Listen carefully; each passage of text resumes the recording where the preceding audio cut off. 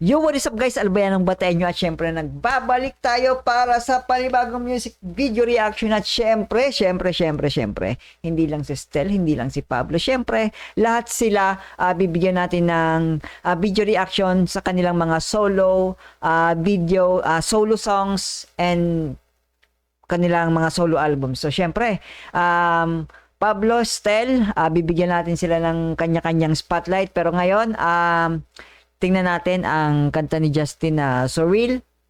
As a battle rap fan, first time kong marinig ang kanta na to. Base na rin sa inyong mga suggestions. So, na-curious ako kung ano ang maihahain ni Justin as a solo artist with a solo album din. So, yon. I'm a battle rap fan and metalheads. I-review ko ang kanta base sa perspective sa mga ng magkaibang genre, no. So Albayanong Bataenyo, subscribe pati na rin sa Facebook ko, Albayanong Bataenyo. At syempre ililink ko yung original video link sa baba kung ayaw nyo ng may commentary at may post sa video na to. So yun, wag na nating patagalin pa, let's go.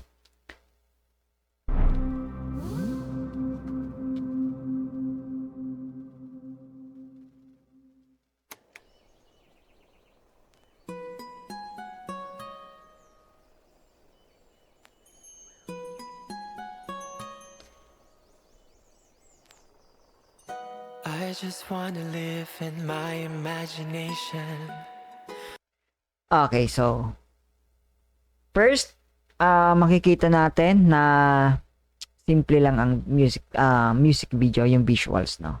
Hindi ganun ka garbo, siguro hindi naman ganito kalaki yung budget, pero ang maganda kasi dito, alam natin na si Justin ay may background pagdating sa digital arts effects. So alam natin na siya ang nag-concept ng music video na to. Simple, hindi ganon ka vibrant yung pinaka music video, yung pictures, pero yung alam natin na yung kumukuha talaga nito is may knowledge sa ganitong larangan, no. So yun, maganda yung pagkakakuha niya sa centered na tent. Even sa ganitong frame, maganda. Nakita niyo yung dress, yung parang gown sa likod na nakagitna yung boots, and then yung may photo dito sa kabila. So makikita mo na may concept din talaga yung ganitong video. Pero ang pinagtataka ko lang is kung bakit isang boots lang, asan yung kapares nito. Possible na laglag kasi may isang ipit dito, so possible na lang. Pero syempre, alam natin yung genius level ng mga to. So, yun. Wind chime. Alam ba itong tawag dito? So, I just wanna live in my imagination, where hatred does not exist. Here the moonlight is brighter than ever, and the stars shine just for us. so ito yung makikita yung sinasabi nila na si Justin is yung pinaka, kung titingnan, the innocent one, no? Yung kasi nile-level si Justin na pinakabunso ng grupo. So makikita mo yun dito sa videos. And di ko alam kung si Justin ba yung nag-compose nito, pero syempre dahil sa abilidad nila magsulat, so I'm guessing na si Justin na nagsulat ng kanta niya na to. Possible na siya lahat ng gumawa nito, videos, concept ng siya yung nag-direct ng music video, siya yung gumawa na nag-compose ng kanta, siya rin yung sa instrument. So I'm guessing siya. And your eyes can see everything you and I are imagining. Ganda ng transition While we walk from drawing to real image, no. Ganda ng pagkakagawa. While we walk slowly under the street lights, we hold each other's hands so tight, and I can feel it like it's real, so real, Ayan yung isang boots. like it's real, so real. Ayan yung isang boots na hinahanap ko kanina. Ta-ta-da-dee-dum, ta-ta-da-dee-dum, ta-ta-da-dee-dum. Okay. So maganda. Yes, I like this one. I like this one. Yun, yung boots nga hinahanap ko kanina na nakasampay na nakaipit nasa ibang lugar pala. So, I think na parang may pinagsasabihin dedicated to. I think dedicated to kasi parang yung una nasabi niya na gusto ko yung isang lugar na walang hate na nangyayari. It's like parang I think sa pinagdaanan niya din to na from the very young age na bully siya, walang sinasaktan siya, sigurong ganon. Kasi as perspective ko na ganon yung basa ko sa lyrics niya na parang gusto niyang magkaroon ng sariling mundo na walang hate, na maayos ang lahat, walang hate, walang darkness, parang ganon. Although medyo ano lang din yung moon, pero hindi naman ibig sabihin may moon is parang may darkness, pero ang gusto niya lang is yung peaceful ang maging environment niya sa imagination niya. Yon. And I like yung pagiging light ng kanta. Ito yung vibes na kanta. And then yung pinakaunang instrument niya parang wind chime, 'di ba? Parang ganun. Is talagang may incorporate mo siya sa pagiging peaceful. Peaceful yung vibes ng kanta. Ta-ta-da-dee-dum, ta-ta-da-dee-dum.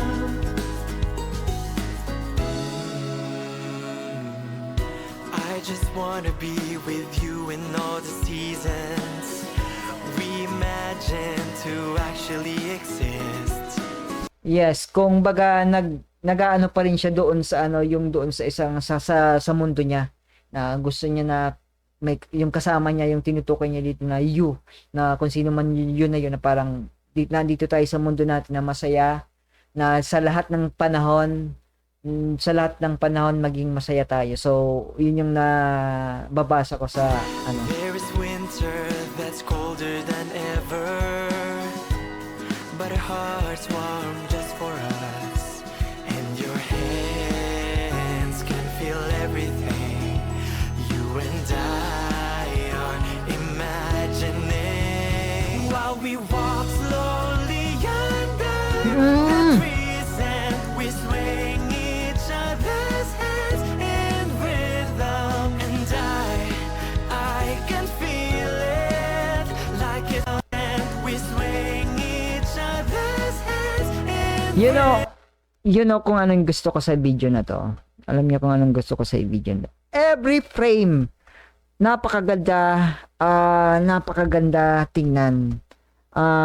Like this shot. Yung subject, yung background, yung lines here, 'di ba? Parang yung batok niya kahit ganyan lang, pero kahit paano hindi siya yung no, parang maganda talaga siya tingnan. Focus sa kamay, sa crystal, etong frame na to, yung shot na to, nasa gitna yung subject plus yung lines din ng road, trees. Here, pati to. 'Di ba?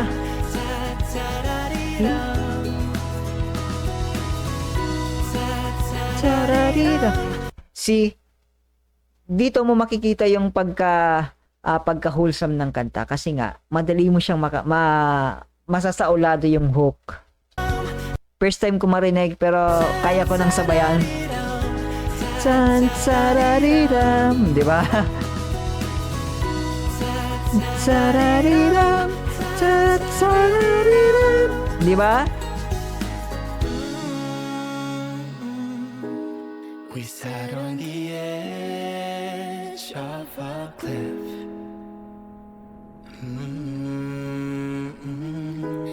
Sino yung voice na second voice na babae? I can hear the wind blowing.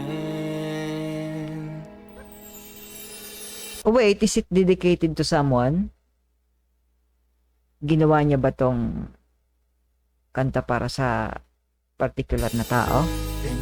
Sa isang specific na tao? On my shoulder, as the sun finally appears, the horizon feels. Ganda ng... Ito yung sinasabi ko na every frame, every shot sa video na to, masasabi mong masterpiece. Para sa akin, fan din ako ng photography. Masasabi ko na every frame ng video na to is, every shot, maganda. So unreal.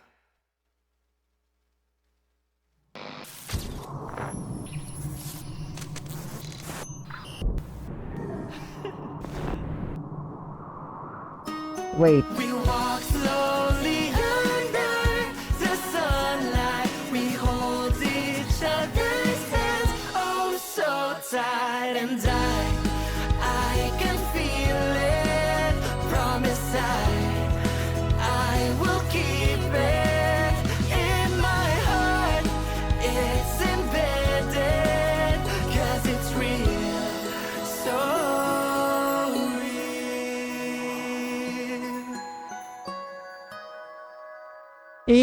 yes, I'm guessing na dedicated to sa isang specific na tao. Justin, man, the boots, man. Yeah, Justin, good, man. Okay, what can I say? The vibes, the lightness nung kanta, madali ko siyang nasa tan tan tarariram tan tarariram. Madali ko siyang nasa ulado, which is a good thing sa isang kanta na madali masabayan ng mga tao, no? Good thing 'yon. I admire the cinematography. Again, lagi pagdating sa visuals, si Justin talaga maasahan kasi ano ko na isa siya sa digital. Pagdating sa digital something, alam niya yung aspeto na yan. Every shot, every frame, lagi kong sinasabi, maganda yung shots. And the team, syempre, agad kong na ano yung asan yung boots, pero yung pala yung boots na to is yun yung nagsisimbolize kay Justin. So I'm guessing na yung buong kanta is dedicated to someone. So ayun, I'm looking forward for Justin songs. So ayun, i-comment nyo sa baba kung ano yung mga songs pa ni Justin. So again, kung hindi pa kayo nakapag-subscribe, subscribe and follow me sa Facebook page, Bayanang Bateño, and see you again.